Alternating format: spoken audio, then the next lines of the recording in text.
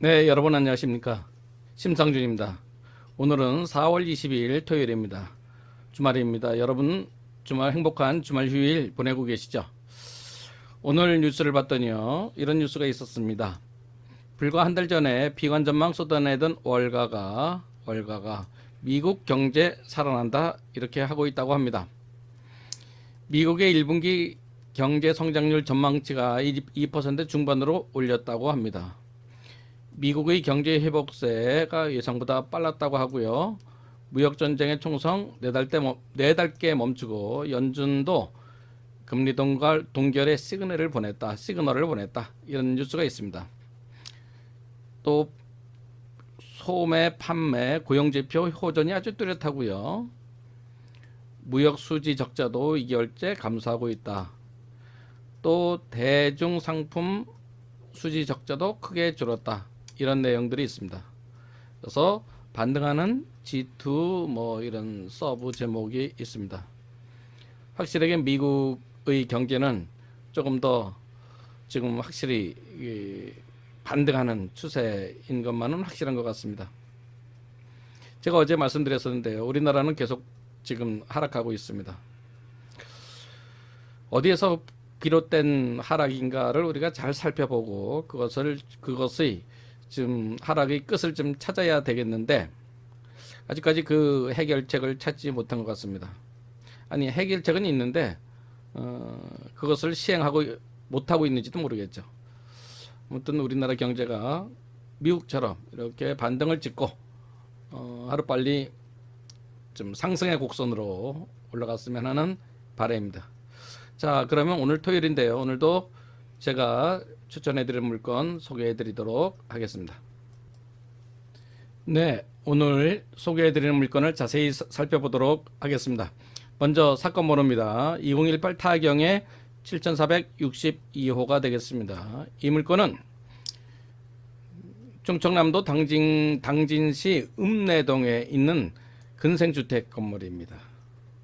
경매는요 5월 7일에 있습니다. 경매하는 장소는 서산지원이 되겠습니다. 서산지원에 오전 10시까지 가시면 경매에 참여하실 수가 있겠습니다. 대지 면적은 143.51평입니다. 474.4제곱미터고요. 건물의 면적은 298.59평입니다. 약 300평 조금 안 되겠습니다.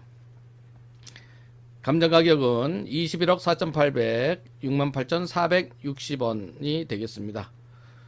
이 물건은 두 번 유찰되었습니다. 그래서 49%인 10억 5,255만 4천원이 현재 최저 가격으로 되어 있습니다. 네, 그러면 본 물건의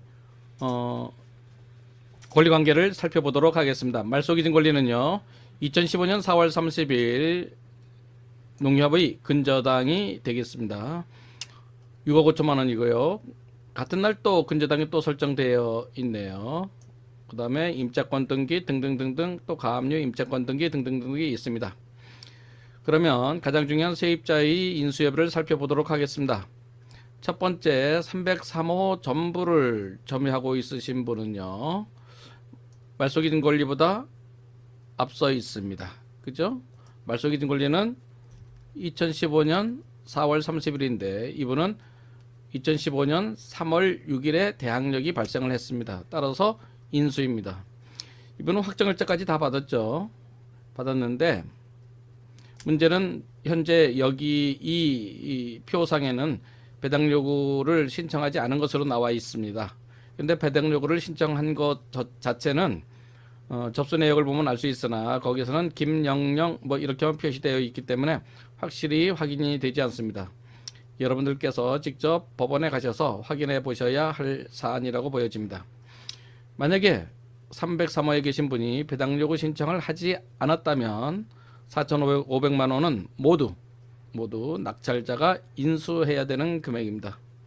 따라서 내가 사고 싶은 금액이 있다면 예를 들어서 이 부동산을 10억 5천만 원에 11억에 응찰하신다면요. 실제로 매입하는 금액은 11억 4,500만 원이 된다. 이렇게 이해하실 수가 있겠습니다. 따라서 303호는 인수 청구의 대상입니다. 그 다음에 305호를 보겠습니다. 305호는 부터는 대항력이 후순위입니다. 따라서 말소고요. 그 해당되는 순서에 이어서 전입신고 확정일자 다 해놨습니다. 남인천 농협에서 돈을 가져가고 그 후에 가져가는 순서가 되겠죠. 1억 원이기 때문에 보증금이 이 금액은 취호선 변제금에 해당되지 않습니다. 따라서 우선 변제금의 순서에 의해서 가져갈 수밖에 없고요. 그 다음에 301호 전입신고 대항력권자가 있는데 이분은 말소겠죠. 그 다음에 304호 전부를 7,500에 보증금 있는 분이 계십니다. 대항력은 2015년 6월 29일에 전입신고했고요. 확정일자 6월 11일에 확정일자 받았습니다. 이분도 최우선 변제금 대상은 되지 않습니다. 따라서 권리는 말소되면서 우선 변제권이 해당되는 날에 있을 수밖에 없습니다. 네, 402호에 계신 분은 보증금이 1억 4천만 원입니다. 전입신고 확정일자 모두 다 되어 있어서 우선 변제권은 있으나 최우선 변제금은 대상은 되지 않고요. 203호는 1억 1천만 원으로 보증금이 되어 있죠. 물론 이곳은 대항력이 없습니다. 따라서 203호도 최우선 변제금은 받아가지 못하고 우선 변제권은 그 해당되는 시기에 이르러서 가져갈 수가 있습니다. 다음에 301호입니다. 301호는 보증금 1억 원에 월세 10만 원 이렇게 되어 있습니다. 우선 변제권이 최우선 변제권은 해당이 안 되겠죠. 말소고요. 우선 변제권은 있습니다. 다음으로 202호에 계신 분을 보시면요. 보증금은 6,500에 대항력이 있고요. 또 확정일자도 받았습니다.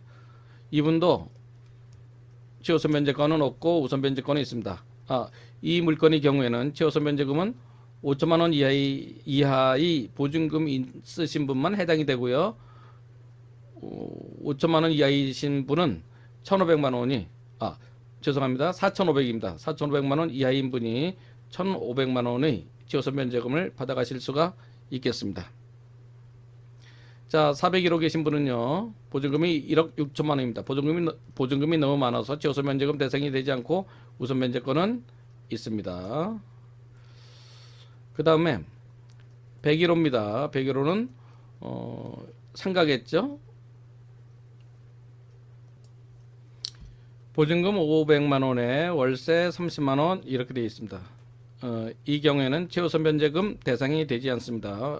보증금과 상가 임대차 보호법에 의하면 보증금과 차임을 월세를 같이 합하죠. 월세는 월세 전환율을 곱해서 보증금화 시킵니다. 또한 배당요구 신청도 하지 않았죠. 그래서 최우선 변제금 대상 되지 않습니다.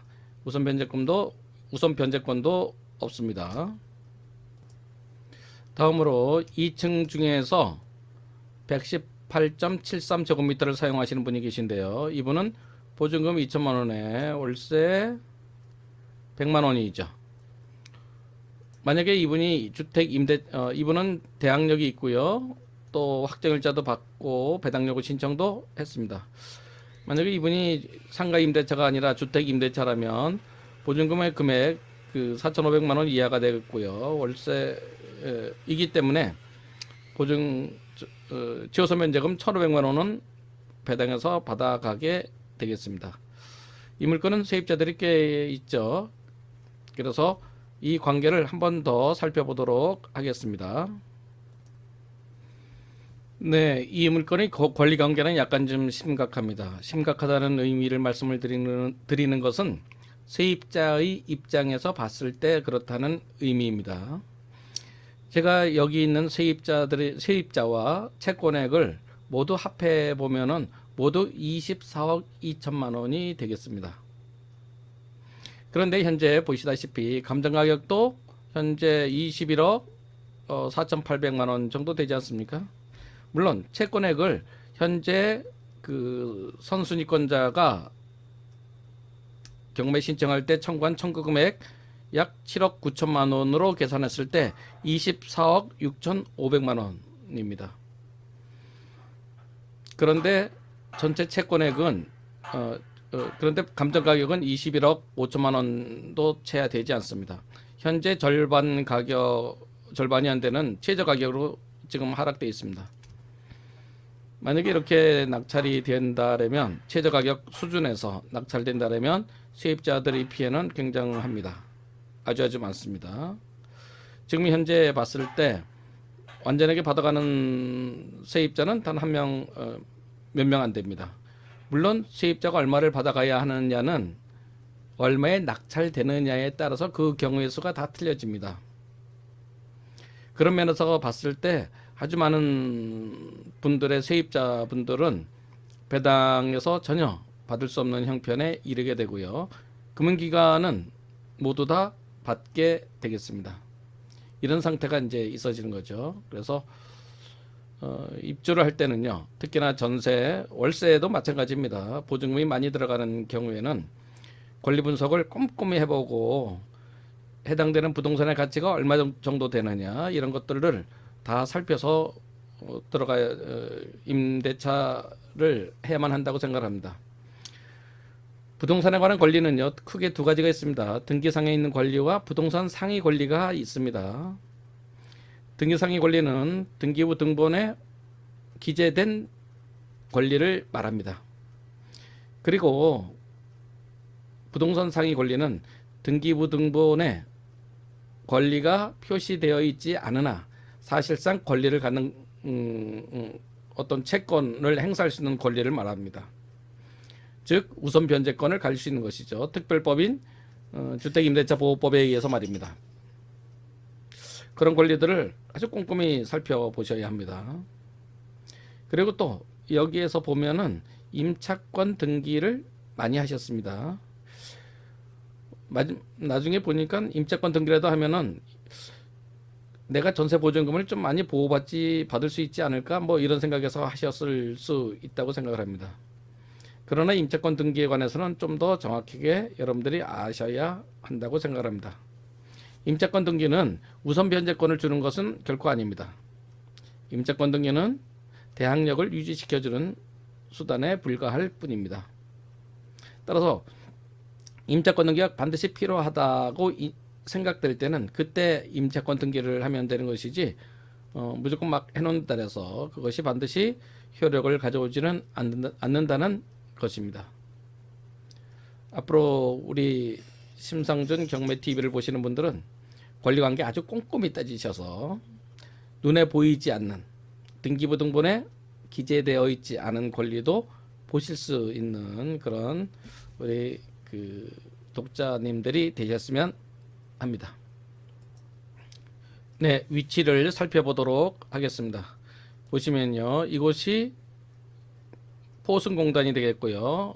이곳이 서해대교입니다. 평택항이 되겠습니다. 예전에 이곳을 평택항 서부도라고 불렀었죠. 이곳은 이제 당진항이라고도 하고요.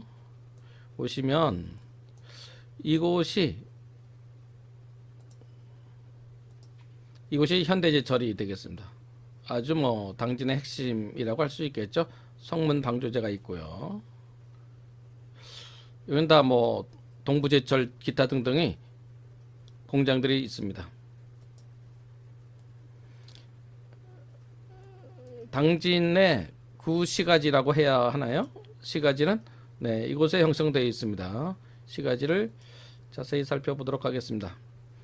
당진시청에 새로 건물을 지어서 이렇게 들어갔죠. 당진시의 이렇게 보면 여기는 약간 신도시라고 표현을 해야 좋을지 모르겠습니다. 당진시 신도시 부분에 위치한 근생주택이 되겠습니다. 옆에는 아주 커다란 공원이 하나가 있고요. 잘 꾸며져 있죠. 그곳에 위치한 이 건물이 되겠습니다. 이 건물이 지금 현재 경매로 나온 건물이 되겠죠. 네, 이곳에는 간간히 빈 땅들도 보이나 아주 많은 부분이 지금 건축이 되어 있습니다. 이렇게 상가주택 건축지가 되겠죠. 약 한 뭐 70% 정도는 건축이 되어 있는 것으로 보여지고 있죠. 옆에는 CGV도 있고요. 그렇습니다. CGV 당진점 있고 건물 이 앞부분은 아직까지 건축이 안 되어 있네요. 앞으로 될 예정이겠죠. 이것도 다 택지 개발한 지역으로 되어 있습니다. 대부분 건축이 약 한 70% 이상 진행된 것으로 보여집니다. 물론 건물들은 모두 다 새 건물들이겠죠. 이 건물이 이번에 경매가 나온 건물이라고 말씀드릴 수가 있겠습니다. 네, 이 건물을 사진으로 좀 살펴보도록 하겠습니다. 네, 건물의 전경이 되겠습니다. 코너에서 본 건물, 민속주점도 지금 보이고 있습니다. 네, 이 부분은 아직까지 건축이 안 되어 있죠. 네, 뒷부분에서 보면 이런 모양으로 되어 있습니다. 1층의 주차장으로 보여지죠. 네, 괜찮습니다. 건물 전경이고요. 현관, 주현관에 다 이렇게 안전 시스템이 되어 있습니다. 네, 측면에서 본 부분이고요. 네, 건물 전경입니다. 네, 1층의 주차장 아주 잘 되어 있습니다. 네, 이렇게 되어 있고요. 네, 엘리베이터가 설치되어 있는 건물입니다. 내부는 아주 뭐 깔끔하죠. 벽에는 타일이 시공되어 있는 것으로 보여집니다. 네, 여러 개의 건물들이 이제 이렇게 여러 개의 건물이 아니라 층들이 있죠. 1층 일반 음식점, 2층 일반 음식점과 다가구 주택이 있고요. 3층은 다가구 주택, 4층도 다가구 주택 이렇게 되어 있습니다. 네, 위치를 보았습니다. 네, 이곳에 위치한 것입니다. 당진에 관해서는 참 여러 가지 말씀드릴 게 많이 있는 부분입니다. 지역적으로 아주 매력 있는 장소라고 저는 곳이라고, 특히나 투자 이 측면에서는 당진은 매력 있는 투자처라고 저는 개인적으로 생각하고 있습니다. 그런데 당진하면 모든 당진이 다 매력 있는 곳이냐, 또 이렇게 말씀드릴 수는 없을 것 같습니다. 당진이라는 지역이 꽤나 큽니다. 꽤나 커요. 그래서 모든 당진자만 들어가면 모두 다 과거에 투자 열풍이 불어서 뭐 투자하느라고 정신없었던 때가 있었습니다. 그러나 이것은 좀 잘못됐다고 생각을 합니다. 당진이라 해서 모든 당진이 다 좋은 것은 아니고요. 당진 중에서도 산업이 발달한 특별한 지역과 인근에서 개발 수요가 있는 곳, 이런 것만이 투자의 대상이라고 할 수가 있겠습니다. 따라서 여러분들 당진에 투자하실 때는 아주 심사숙고해서 투자하셔야 되고요. 오늘은 제가 권리관계를 좀 말씀을 드렸는데, 권리관계는 너무너무나 중요합니다.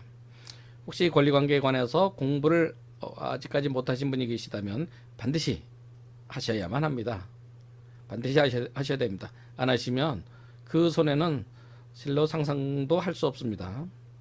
그리고 이 물건은 5천만 원 정도죠.